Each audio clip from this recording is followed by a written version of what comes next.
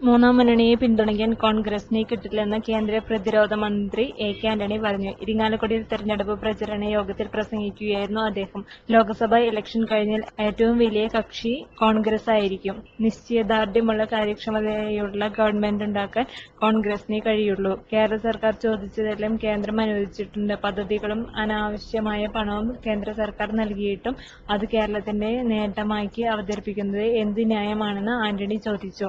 Advocate Thomas Unniyadan MLA. അധ്യക്ഷത വഹിച്ചു. Municipal chairman MP. Jackson AK. ആന്റണിയെ ഹാരാർപ്പണം നൽകി സ്വീകരിച്ചു. ജീവനും സ്വത്തിനുമെതിരായി ഉണ്ടാകുന്ന വെല്ലുവിളികളെ നിശ്ചയദാർഢ്യത്തോടുകൂടി നേരിട്ട് എതിർത്ത് പരാജയപ്പെടുത്താനും കഴിവുള്ള കാരിരുമ്പിന്റെ നിശ്ചയദാർഢ്യമുള്ള ഒരു ഗവൺമെന്റ് ഉണ്ടാകണം.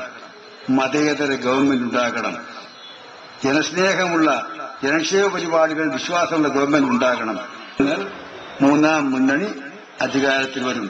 വേണ്ടി വന്നാൽ മൂന്നാം മുന്നണി അധികാരത്തിൽ വരുമ്പോൾ ആ മന്ത്രിസഭയിൽ മാർക്സിസ്റ്റ് പാർട്ടി അംഗമാകുന്ന കാര്യം ഞങ്ങൾ പരിശോധിക്കും. നിങ്ങൾ അതിനുവേണ്ടി അധികം കഷ്ടപ്പെടേണ്ട.